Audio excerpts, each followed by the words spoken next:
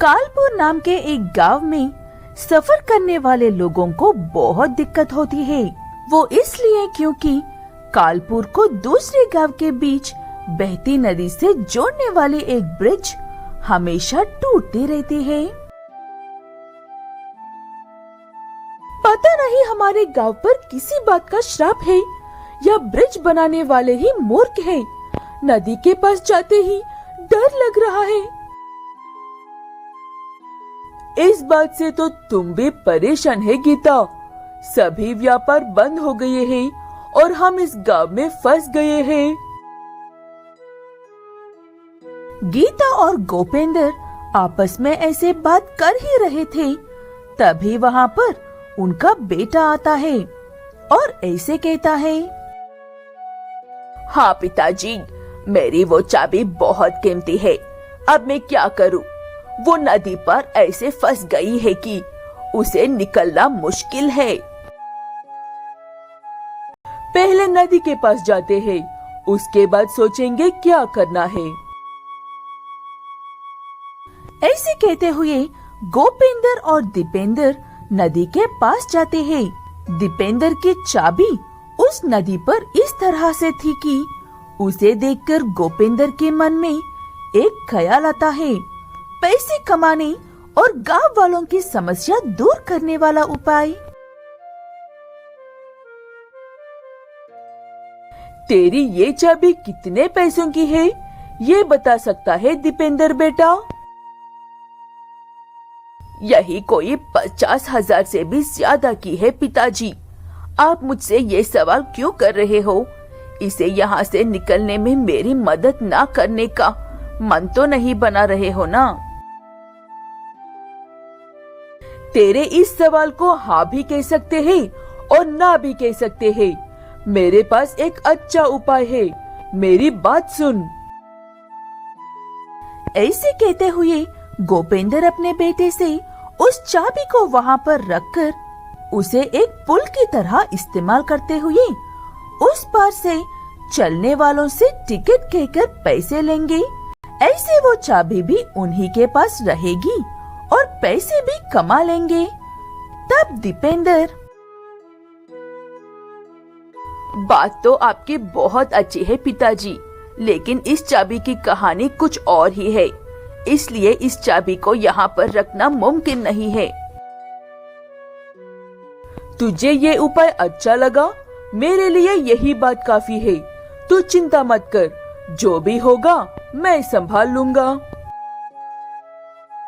ऐसे कहते हुए दीपेंद्र कितना कहने पर भी उसकी एक नहीं सुनता है गोपेंद्र। आखिर में अपने पिता से हार मानकर वो काम करने के लिए मान जाता है दीपेंद्र। उसके बाद से उस चाबी को पुल की तरह इस्तेमाल करने के लिए 50-50 रुपए लेते हैं गोपेंद्र सबसे। ऐसे कुछ दिनों तक दोनों बाप बेटे खूब पैसे कमाते हैं। फिर एक दिन ऐसा आता है, इंस्पेक्टर साहब, मेरे बेटे ने बस इतना बताया था कि ये चाबी कीमती है, लेकिन उसने ये नहीं बताया कि ये आई कहाँ से है। मुझे मेरे बेटे पर यकीन था, इसलिए मैं भी पूछना जरूरी नहीं समझा। पुलिस वाले कहते हैं कि वो चाबी दीपेंद्र ने कहीं से चोरी की थी, इसलिए पुलिस वाले उसे दिन रात ढूंढ रहे हैं और वो अपने पिता के साथ यहाँ पर ये काम कर रहा है। मुझे नहीं पता था कि मेरा बेटा ऐसे काम भी करता है। इंस्पेक्टर साहब, आप इस चाबी को जब चाहे तब ले जा सकते हो, लेकिन पहले मेरे बेटे को पकड़कर सबक सिखाओ। गोपेंद्र ऐसे कहता है, लेकिन दीपेंद्र पुलिस की गाड़ी की आवाज सुनते ही वहाँ से भाग गया था। पुलिस वाले उसके पीछे भागते हैं और गोपेंद्र अपने नालायक बेटे की हरकतों से दुखी होकर वहाँ से चला जाता है। ऐसे वो चाबी वहीं पर रह जाती है और लोग उसे ब्रिज की तरह इस्तेमाल करते रहते हैं।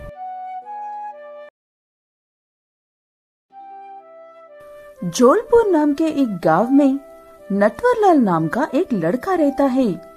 नटवरलाल वैसे तो अपनी तरफ अच्छा बनने की पूरी कोशिश करता है, लेकिन चोरी करना उसके परिवार में साड़ियों से चलता आ रहा है।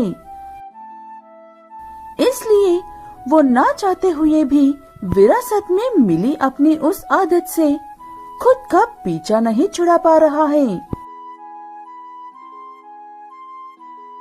मैं तुम्हारे भरोसे ही ये सब छोड़कर जा रही हूँ नटवरलाल। ध्यान रखना, मैं बस 2 मिनट में लौट कर आती हूँ। आप चिंता मत कीजिए मीना भाभी जी, बस 2 मिनट की ही तो बात है, मैं संभाल लूंगा। ठीक है कहकर मीना सिर्फ 2 मिनट के लिए वहाँ से जाती है। इसी बीच में नटवरलाल का मन बदल जाता है और नटवरलाल वहाँ से सब गायब करके भाग जाता है। मीना वापस लौटकर देखी तो उसकी दुकान आधी खाली पड़ी थी। नटवरलाल के बच्चे, मैं तुझे नहीं छोड़ूंगी। ऐसे कहते हुए मीना नटवरलाल को गांव भर में ढूंढने लगती है और नटवरलाल उसके डर से जंगल में भाग जाता है। उस जंगल में एक जादूगर रास्ता भटककर परेशान हो रहा था। तभी उसे नटवरलाल मिलता है और वो उससे कहीं का पता पूछता है। तब नटवरलाल उस जादूगर को बड़े विस्तार में समझाता है। नटवरलाल की मदद से खुश होकर जादूगर उससे कोई भी एक इनाम मांगने को कहता है। तब नटवरलाल, हर वक्त मेरे पीछे कोई ना कोई पड़े रहते हैं जादूगर जी, अगर आप मुझे उनसे बचने के लिए कुछ दे दे तो वही मेरे लिए इनाम होगा। जादूगर नटवरलाल को जादुई चप्पल देता है। उन चप्पल को पहनकर पानी पर भी चल सकते हैं और हवा की तरह तेज से भाग सकते हैं। लेकिन जादूगर नटवरलाल को एक चेतावनी देता है। उस चप्पल की ताकत को दिन में सिर्फ 2 ही बार इस्तेमाल कर सकते हैं। लालच में आकर एक ही दिन में तीसरी बार इस्तेमाल करने की कोशिश करने पर चप्पल गुस्सा हो जाती है और सब काम उल्टे करवाती है। मैं आपकी बात अच्छे से समझ गया हूँ जादूगर जी, मैं गलती से भी इसे तीसरी बार इस्तेमाल नहीं करूँगा। ऐसे कहते हुए नटवरलाल वहाँ से चला जाता है। गांव में अब भी मीना उसे ढूंढ रही थी। तुझे क्या लगा थोड़ी देर सबकी नजर से गायब हो जाएगा तो मैं भूल जाऊंगी? ऐसे कहते हुए मीना नटवरलाल के पीछे पड़ती है और वह अपनी जादुई चप्पल पहनकर वहाँ से भाग जाता है और भागकर जाकर नदी के बीच में खड़ा हो जाता है। तुम डूब क्यों नहीं रहे हो? क्या किया है तुमने? ये मेरे जादुई चप्पल का कमाल है। पानी हो या पहाड़, मैं कहीं पर भी चल सकता हूँ। ऐसे कहते हुए नटवरलाल मीना को अपने कर्तव्य दिखाता है और इस चक्कर में वो चप्पल का 2 से ज्यादा बार इस्तेमाल कर लेता है। तब वो चप्पल नटवरलाल की मर्जी के बिना ही उसे खींचकर मीना के पास लेकर आती है। तुम्हारी जादुई चप्पल तो सच में कमाल की है। तुम्हें अपने आप ही मेरे पास लेकर आ गई। अब तो नहीं छोड़ूंगी। ऐसे कहते हुए मीना नटवरलाल को इतना पीटती है कि उसे अब खानदानी खुजली हो या सामने खजाना पड़ा हुआ हो, वो अपनी जगह से हिल नहीं पाता है।